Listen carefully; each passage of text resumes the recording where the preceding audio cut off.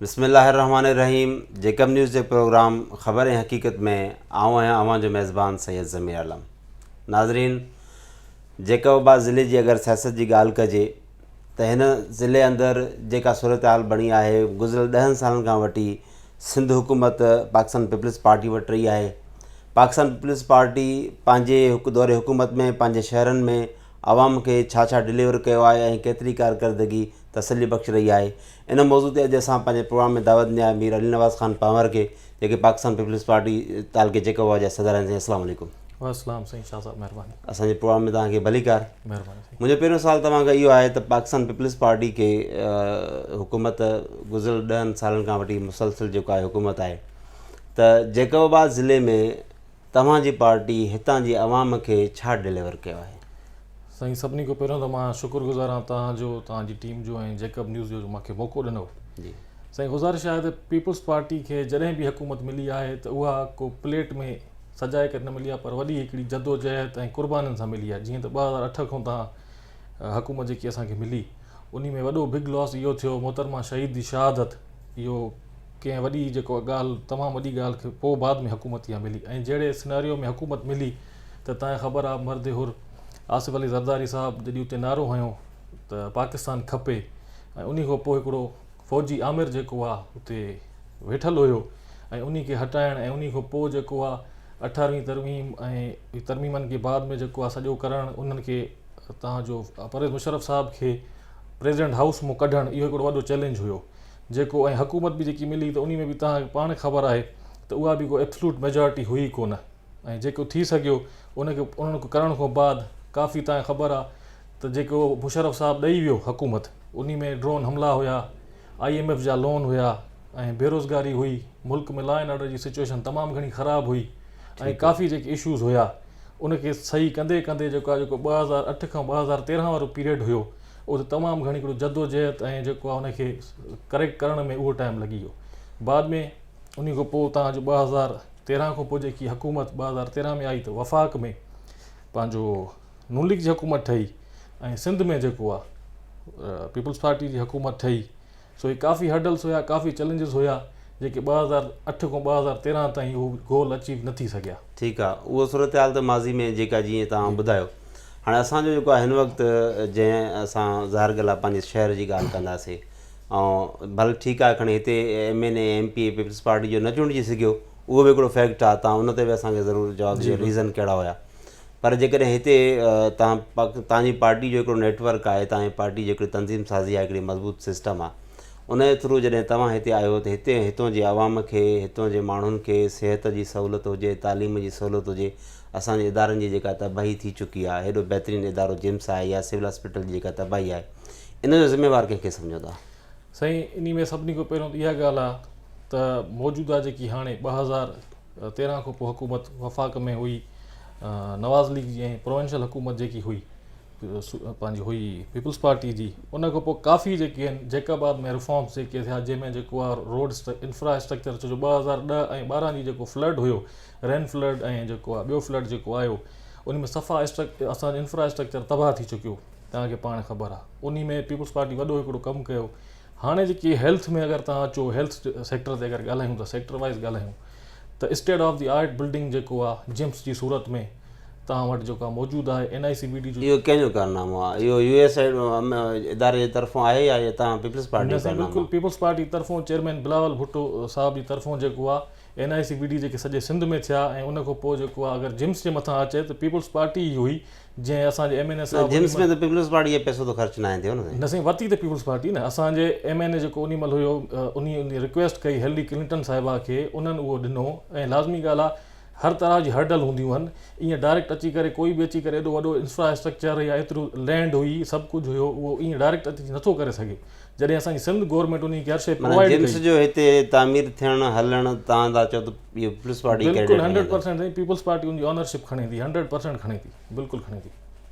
माना इहा जेका बि आहे हिन वक़्तु जेका कंडीशन आहे, पर जेकॾहिं जिम्स हिन वक़्तु जंहिं पोज़ीशन में आहे, इहो बि त रिस्पॉन्सिबल पीपल्स पार्टी हूंदी। जिम्स में इंशाअल्लाह ताला जेके बि उन जूं ॻाल्हियूं आहिनि, अगरि का ॻाल्हि ग़लति थिए थी या कोई थिए थो त बोर्ड ऑफ गवर्नर्स आहिनि, ऐं असां उनखे वॉच बि कयूं था, ॾिसूं बि था, हुन ते बाक़ाइदा दाद रसाई थींदी। हाणे OPD ॾाढी सुठी हले थी, एमरजेंसी जो उते ज़रूरत आहे, एमरजेंसी खुलणु खपे। एमरजेंसी कान्हे, ॾिसो NIC VD जेको शोबो खुलियो उहो बि उन तरीक़े सां फ़ाल कोन्हे जंहिं तरीक़े सां फ़ाल हुजणु घुरिजे आहे। ठीकु आहे, इहा जेकॾहिं माना बोर्ड ऑफ गवर्नर्स में जेको आहे त जेके मेंबर्स आहिनि जे तव्हांजी पार्टी जे हवाले सां या जेको सिंध हुकूमत सॼो इनिशिएशन कयो आहे त उनजो रिज़ल्ट डायरेक्ट जिम्स जी मुक़ररी उहा बि ज़ाहिर ॻाल्हि आहे जेको आहे सिंध हुकूमत जे थ्रू आहे, त उहो रिज़ल्ट माण्हू जेको क्राए कनि था त उनजो रीज़न त आख़िर कुझु हूंदो न। तव्हां कंहिंखे रिस्पॉन्सिबल सम्झो था? साईं उनजो इहो आहे त हाणे हर शइ जेकी बि आहे लाज़मी असांजी गुड विलिंग आहे हिकिड़ी।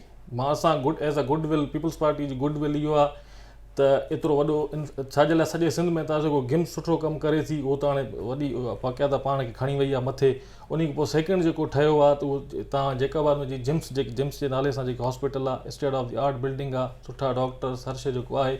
पर हाणे उते हिकिड़ो डायरेक्टर साहब जेके आहिनि उनजी लाज़मी ॻाल्हि आहे एडमिनिस्ट्रेशन जी। असां उन में इहो बि कोशिशि कई आहे त उनखे को इंडस हॉस्पिटल या ॿिया के जेके सुठा इदारा आहिनि उहे उनखे रन करनि जीअं बहितर को बहितर। असां कॾहिं बि इहा शइ न चाहींदासीं त असां पंहिंजो एतिरो वॾे इदारे जो पाण नुक़सानु कयूं। तव्हां सम्झो था त मौजूदा डायरेक्टर जिम्स जेको आहे त उहो मिसहैंडल करे थो या माण्हुनि जेके कंप्लेंट्स आहिनि उहे जाइज़ आहिनि? माण्हुनि जी लाज़मी ॻाल्हि आहे एक्सपेक्टेशन तमामु घणी आहे ऐं थी सघे थो त हो जेको पंहिंजो बहितर जवाबु उहे ॾेई सघंदा त हो उन एक्सपेक्टेशन ते थी सघे थो पूरो न लहंदो हुजे। पर आए ॾींहुं एहतजाज, आए ॾींहुं माण्हू क्राए कनि था, ज़रूरु कुझु आहे बिल्कुलु उनखे पूरो लहणु खपे। जेकाबाद जी अवाम असां जेको आहे कोई फ़र्क़ु कोन्हे, सभु जेके पाण में भाइर आहियूं ऐं असांजे हिकु ई ॻाल्हि आहे अगरि कंहिंखे बि तकलीफ़ हूंदी त उहा तकलीफ़ उन्हनि जी न आहे बाक़ाइदा। बाक़ी तव्हां इहो ॾिसो था त कोरोना हुजे, 2010 जी फ्लड हुजे, जेकाबाद जो बम धमाको हुजे, त हिते तव्हांखे सिर्फ़ु पीपल्स पार्टी जी लीडरशिप नज़र ईंदी।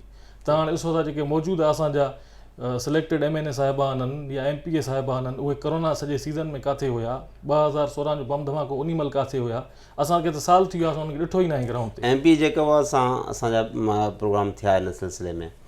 MP जेकब असलम साहिबु इहो चवणो हो त जेकॾहिं कोरोना थी त कोरोना जे दौरान उहो हुनजो दावा हुई त आउं बि मौजूदु हुयुसि, पर जेका गवर्नमेंट सिंध हुकूमत तरफ़ां जेका इमदादी तौर ते माण्हुनि खे जेको राशन वग़ैरह मुहैया थियो उन में तमामु घणी करप्शन थी ऐं उहा करप्शन करण वारा पीपल्स पार्टी वारा उहो जेको जवाबु तव्हां खां तलब ज़रूरु आहे त उनजो जेको इल्ज़ाम आहे त उनजो तव्हां छा जवाबु ॾींदा? साईं पहिरियों त मां इहो चवंदो वफ़ाक़ हुकूमत छा थी करे जॾहिं सिटिंग मिनिस्टर वेठो आहे। वफ़ाक़ त इनकम सपोर्ट जे थ्रू जेको आहे जेको स्कीम ॾिनी जेका 12,000 रुपया मां अर्ज़ु कंदो हलां, उहो जेको 12,000 उन टॉपिक ते अगरि अचो त उहो बेनज़ीर इनकम सपोर्ट प्रोग्राम हुयो त जेको बि हुयो उहो जेको तरीक़ेकार साॻियो हो सिस्टम उनजे थ्रू बाक़ी रक़म जेका आहे जेके फंडिंग थी फंडिंग को न्याज़ी साहब पंहिंजे खीसे में त कोन ॾिनी न। फंडिंग बि पाकिस्तानी अवाम जे टैक्स जो पैसो हुयो, जेको टैक्स जो पैसो हुयो उन मां ई फंडिंग थी आहे।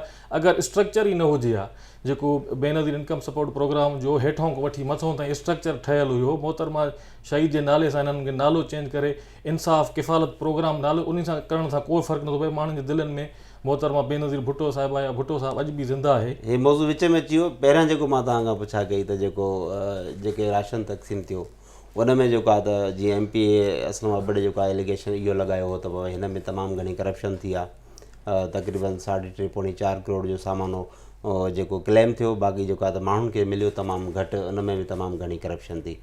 सम्झो था त हिन जो इल्ज़ाम सही आहे? अर्ज़ु कंदो आहियां तव्हांखे जॾहिं CM साहिबु पहिरियों त 4-5 करोड़ जी का ॻाल्हि ई न हुई। हर डिस्ट्रिक्ट खे सॼे सिंध में 55 खां 60 करोड़ रुपया रिलीज़ थिया, पर डिस्ट्रिक्ट ते 2 करोड़ रुपया रिलीज़ थिया। उन खां पोइ 1 करोड़ ॿिए फेज़ में 1 खां 1.5 करोड़ रुपयो ॿिए फेज़ में वधायो वियो।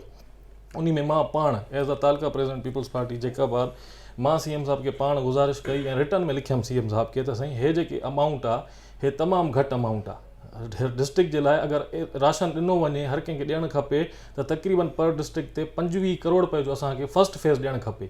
ऐं हे जेके तव्हां ॾियो त जंहिंजो मूंखे रिप्लाई इहो मिलियो त फ़िलहालु हे जेको इनिशियल बेसिस ते ॾिसूं था त छा आहे जेके तमामु घण घुरिया माण्हू जेके आहिनि जेके इंस्टेंटली ज़रूरत आहे उन्हनि जे लाइ कयूं था, पर उहो बि जेको प्रोग्राम हुयो उहो हली न सघियो जो उनखे हलायो वञे अॻिते, छो जो कॉम्प्लिकेशन एतिरा वधी विया। वसाइल तव्हांखे ख़बर आहे, वफ़ाक़ असांजा फंड बंदि कयूं वेठो आहे, न असांजा जेके आहिनि रोड सेक्टर में फंड मिलनि था, न ई इन सेक्टर में का फंड मिलनि था, सॼा फंड जेके आहिनि क्लोज़ कयूं वेठा आहिनि। जेकॾहिं इन गुज़िरियल दौरनि में टेन्यूअर्स में जेकॾहिं पीपल्स पार्टी जे जेको आहे जीअं हाणे MC चेयरमैन हुजे या जेके UC चेयरमैन्स आहिनि उन्हनि जे मथां बि इल्ज़ाम आहिनि त उन्हनि बि जेको आहे त पंहिंजे जेको आहे अख़्तियारात में जेको आहे त ग़लति इस्तेमालु करे ऐं करप्शन कई आहे। जीअं हाणे अब्बास जखराणी हिन वक़्तु जेको आहे नेब जे केसिस खे मुंहुं थो ॾिए, त इहे जेके करप्शन जा इल्ज़ामात आहिनि छड़ो ज़िलो जेकाबाद न आहे, हर ज़िले में तक़रीबन इहा सूरत हाल आहे। इनखे छा तव्हां पॉलिटिसाइज़ सम्झो था इहा शइ आहे या जेको आहे त उन्हनि खे वाक़ई हिननि का करप्शन कई आहे? अवाम बि इहो थो सम्झे त आख़िर हिनखे अगरि नैब में या मुख़्तलिफ़ केसिस में अगरि इहे माण्हू इन्वॉल्व थिया आहिनि त ज़रूरु का ॻाल्हि आहे। माण्हू चवनि था त असांखे उहा शयूं डिलीवर न आहिनि थियूं। इहो तव्हां सम्झो था त मकानी हुकूमत में जेको सिस्टम रहियो इन जे ज़रिए माण्हुनि खे का शइ डिलीवर थी या जेको आहे त उन्हनि जी इन जे नतीजे में उहा अॼु नैब खे मुंहुं था ॾियनि? साईं सभिनी खां पहिरियों त मां अर्ज़ु कयां में 2-3 पॉइंट तव्हां खणी वियो त नैब त असां हुनखे इदारो सम्झूं ई नथा। नैब न्याज़ी हिकिड़ो गठजोड़ आहे जेको हमेशह जेको नैब त न्याज़ी खां अॻु जी ठहियलु आहे न साईं। मां अर्ज़ु कंदो हलां न साईं, न्याज़ी खां अॻु जी जेकी नैब हुई उन में तव्हां ॾिसो हाणे जेके अगरि इहो आहे त सिर्फ़ु पीपल्स पार्टी या नून लीग जा यानी जेके ऑपोज़िशन में आहिनि सिर्फ़ु उहे छो था ॿधिजनि। ऐं ॿी ॻाल्हि इहा त कॾहिं माण्हू काॾे वञे बि नथो, कुझु बि न, ईअं खणी था वञनि 60 ॾींहं खां। हाणे असांजी सीनियर लीडरशिप जेको आहे साईं ख़ुर्शीद अहमद शाह साहिबु अंदरि पिया आहिनि, ॿिया खोड़ माण्हू अंदरि पिया, उन्हनि जे मथां का शइ साबित न थी। आगा सिराज दुरानी साहिब खे इस्लामाबाद में खणी विया।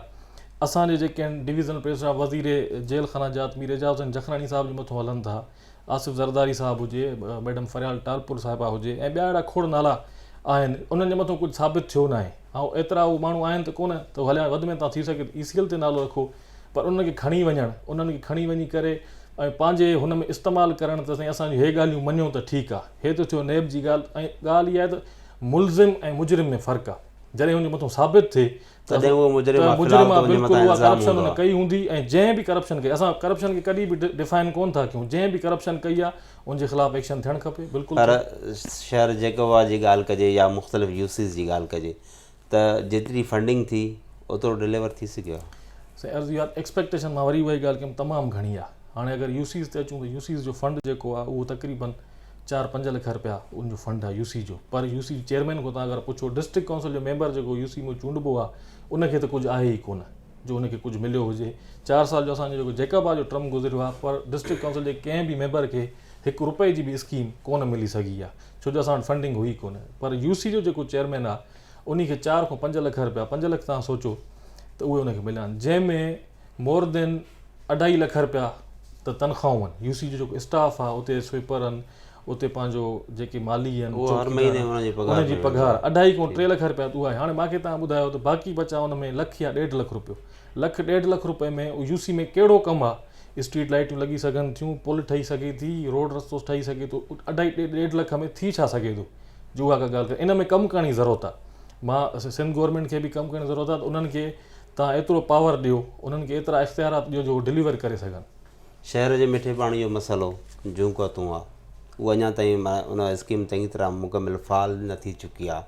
शहर में ड्रेनेज जो मसइलो या मुख़्तलिफ़ जेके इशूज़ आहिनि उन्हनि जी जेको आहे त हिन वक़्तु ताईं ग़ैर फ़ाली बि त हिकिड़ो सुवालु आहे। इहो बि तव्हांजी कारकरदगी ॾिसो, माज़ी में कुझु अहिड़ा मामलात हुया जो त हाणे घणी ॻाल्हि डिघी थी वेंदी, पर मक़सदु आहे त मां जेका हिते शिकस्त जा सबबु माण्हू इहे ई काउंट था कनि त हिते डिलीवर न थी सघिया, तंहिंजे करे माण्हुनि जेको आहे त उन में उनजे वोट जेको आहे त अपोज़िट पार्टी खे कयो। चलो उहो ठीकु आहे, उहो जेको थियो।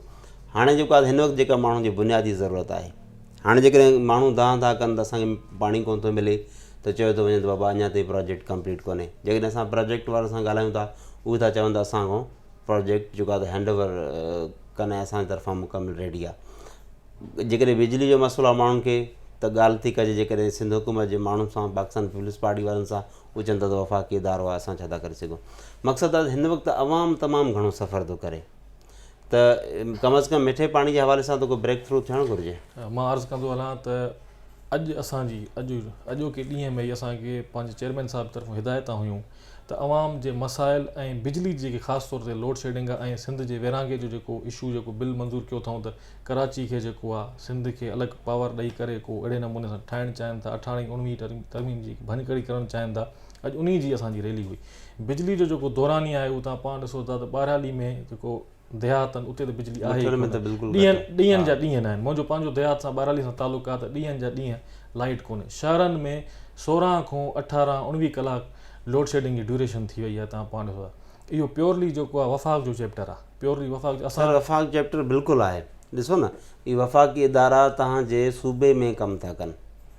डिस्ट्रिक्ट जेकब आबाद में जेकॾहिं वापडा ऑफिस आहे त उहा जेको आहे तव्हांजे DC खे बि जेको आहे त रेस्पॉन्सिबल आहे ऐं हुतां जे जेको आहे त पॉलिटिकल जेको हिकिड़ी जेके स्टेक होल्डर्स आहिनि उन्हनि जे ज़रूरु उनजे हुन में आहे न। ॾिसो त उहे उनखे उन्हनि खां कमु त वठी सघनि था न, उनखे जेको आहे त उहे ज़ाहिर ॻाल्हि आहे हिन ज़िले में जेकॾहिं इदारो कमु करे थो त माण्हुनि खे त आवाम खे त उनखे रिलीफ ॾियणो ई ॾियणो आहे न। उन जी अर्ज़ी आहे साईं त जेके लाइट जे हवाले सां लाइट सेक्टर में जेके कामोरा रखियल आहिनि उहे सिलेक्टेड दोस्तनि जा कामोरा रखियल आहिनि, जेके पीपल्स पार्टी जा या ग्राउंड रियलिटी जेकी आहे, जेके माण्हू हक़ीक़त असली जेके माण्हू आहिनि उन्हनि जी न ॿुधनि था न का ॻाल्हि। इन जे नतीजे में तव्हां ॾिसो त 2 साल गुज़रिया ई न आहिनि त न्याज़ी हुकूमत खे अवाम जेको आहे रिजेक्ट करे चुकी आहे हर तरह सां। ख़ान साहब जी जेकी जीअं महांगाई वधे थी, जेको 50 लाख घर ॾिए पियो, करोड़ नौकरियूं ॾिए पियो, त उहे काॾे वियूं? 50 लाख घर काॾे वियो? ऐं जेका शइ पेट्रोल जेको आहे ख़ान साहब चवंदा हुया त अगरि 1 रुपए बढ़े तो आपको पता होना चाहिए आपका प्राइम मिनिस्टर करप्ट थे। हाणे हिते जेको पेट्रोल जा रेट वधिया, जंहिं शइ जा रेट वधनि था त ख़ान साहब उन ते नोटिस वठंदा आहिनि ऐं उन खां पोइ शइ ई ग़ाइबु थी वेंदी आहे। खोड़ सारा हेड्स अहिड़ा आहिनि जेके सूबाई हुकूमत जे कंट्रोल में अचनि था, शयुनि जे अघनि ते कंट्रोल करणु ऐं महांगाई ते कंट्रोल करणु जेको आहे त हितां जे सूबाई हुकूमत, छो त सभु शयूं त वफ़ाक़ जे हवाले कोन्हनि। सिंध हुकूमत आहे असांजे शहर में, असां वटि बि त इलाही सारियूं शयूं आहिनि जेके पंहिंजे रेट खां वधीक विकिरो थियनि थियूं, उहा बि हुकूमत जी सिंध हुकूमत जी ज़िम्मेवारी आहे। पर हाणे असुलु हिन ॻाल्हि ते था अचूं त तव्हां पंहिंजी सिंध हुकूमत जी कारकर्दगी खां केतिरो मुतमिन आहियो? साईं मां अल्हम्दुलिल्लाह एज़ अ पाकिस्तानी शहरी, सिंध जो शहरी, जेकब जो शहरी, मां अञा बि इहा ॻाल्हि ज़रूरु कंदुमि, ग़लति ॻाल्हि माण्हू खे कोन खोड़ कमु करण जी ज़रूरत आहे। ईअं न आहे त असां मां बिल्कुलु मुतमइन आहियो, हेल्थ सेक्टर में कमु करण जी ज़रूरत आहे, रोड सेक्टर में कमु करण जी ज़रूरत आहे, नौजवान खोड़ पढ़िया लिखिया वेठा आहिनि, उन्हनि खे जॉब ॾियण जी ज़रूरत आहे, खोड़ कमु करण जी ज़रूरत अञा बि जेको आहे ऐं हमेशह उहा शइ रहंदी, छो जो जेतिरी जेको आहे इनपुट आहे ओतिरी आउटपुट जेको आहे उहा थिए कोन थी। माज़ी में इलेक्शन में जेको लॉस थी, जेका सीटूं लॉस थियूं MNE जी हुजे MP जी हुजे, ठीकु आहे, त सम्झो त हाणे बलदियाती चूंडूं बि जेकॾहिं ॿीहर थियनि थियूं या ईंदड़ उन छा प्लानिंग आहे, उन्हनि नाकामी खे तव्हां कीअं ठीकु कंदव? साईं सभिनी खां पहिरीं त मां ॿुधायांव त असां जेको इलेक्शन हाराई कोन्हे। इलेक्टेड ऐं सिलेक्टेड में जेको फ़र्क़ु आहे उहो तव्हांखे अॼु बि नज़र ईंदो हूंदो त जेके इलेक्टेड आहिनि उहे मौजूदु आहिनि, उहे हर मसइले में, हर ॾुखे वक़्त में पंहिंजे भाइरनि सां, पंहिंजी भेनरुनि सां, जेकब जी अवाम सां मौजूदु आहिनि। जेके सिलेक्टेड आहिनि उन्हनि खे 8-8, 9-9 महीना थिया आहिनि, उहे ज़ाहिर कोन आहिनि हिते।